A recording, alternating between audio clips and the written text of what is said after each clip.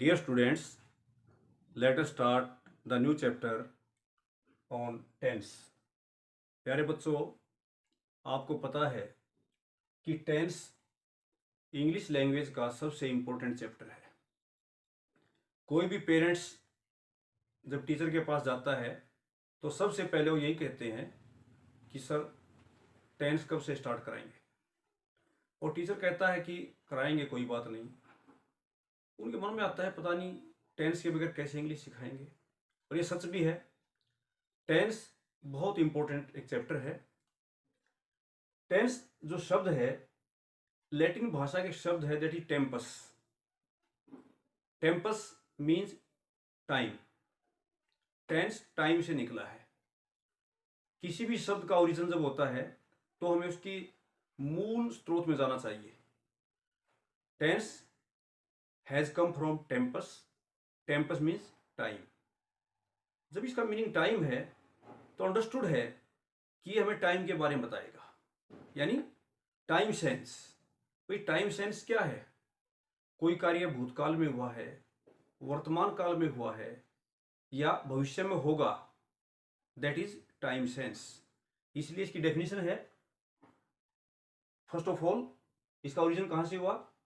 The word tense has come from the Latin word tempus, TEMPUS। Tense शब्द Latin शब्द tempus से निकला है, मीन्स टाइम, जिसका मीनिंग टाइम होता है। दूसरे शब्दों में कह सकते हैं time sense is called tense.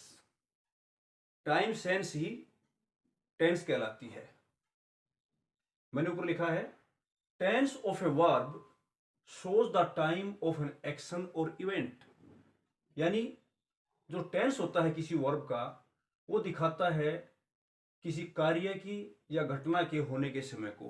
भाई कार्य कब हुआ, ये घटना कब हुई, उसके बारे में किसी भी वर्ब का टेंस हमें दिखाता है। Tense is that form of verb.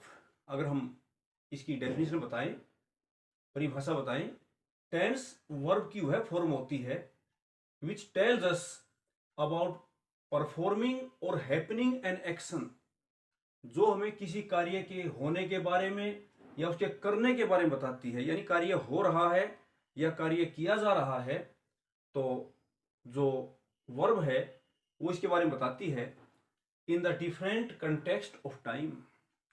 यानी टाइम, भिन्न भिन्न टाइम के संदर्भ में, भिन्न भिन्न समय पर कोई घटना होती है या कोई कार्य किया जाता है, उस वर्ब की जो फॉर्म में बताए उसे टेंस कहा जाता है, यानी टाइम सेंस, यानी टाइम कहा जाता है।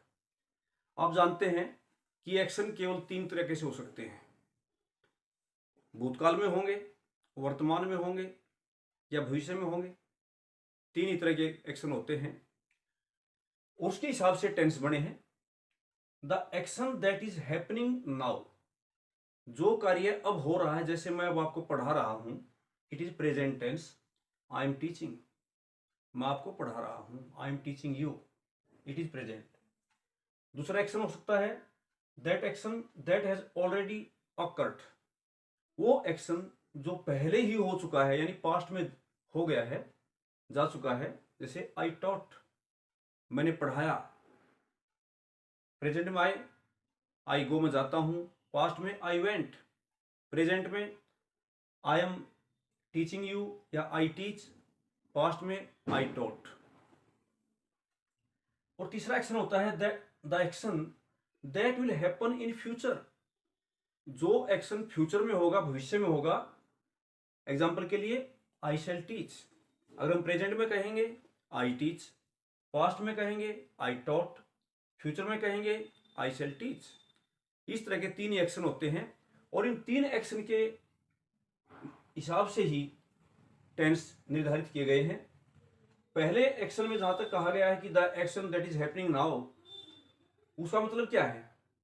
इट मीन्स, का अर्थ है a verb that refers to present time. Time action that is happening now, जो कार्य अब हो रहा है या रूटीन में होता है, उसका मीनिंग है वो verb that refers to present time, जो प्रेजेंट टाइम को रेफर करेगी is said to be in the present tense, उसको प्रेजेंट टेंस में कहा जाएगा। एग्जाम्पल वही है आई राइट, मैं लिखता हूं, या आई एम राइटिंग, मैं लिख रहा हूं। Second, the action that refers to past time, यानी a verb that refers to past time, वो वर्ब जो पास्ट टाइम को रेफर करे, उसका जिक्र करे, इशारा करे, is said to be in the past tense, उसको पास्ट टेंस में कहा जाएगा। अब राइट की सेकंड फॉर्म रोट होती है, पास्ट टेंस को सेकंड फॉर्म दिखाते हैं, आई रोट। और थर्ड है the verb that refers to future time, जो वर्ब फ्यूचर टाइम को रेफर करेगी is said to be in the future tense, उसको फ्यूचर टेंस में कहा जाता है। जैसे मैंने लिखा इसमें आई शैल राइट, मैं लिखूंगा। Thank you.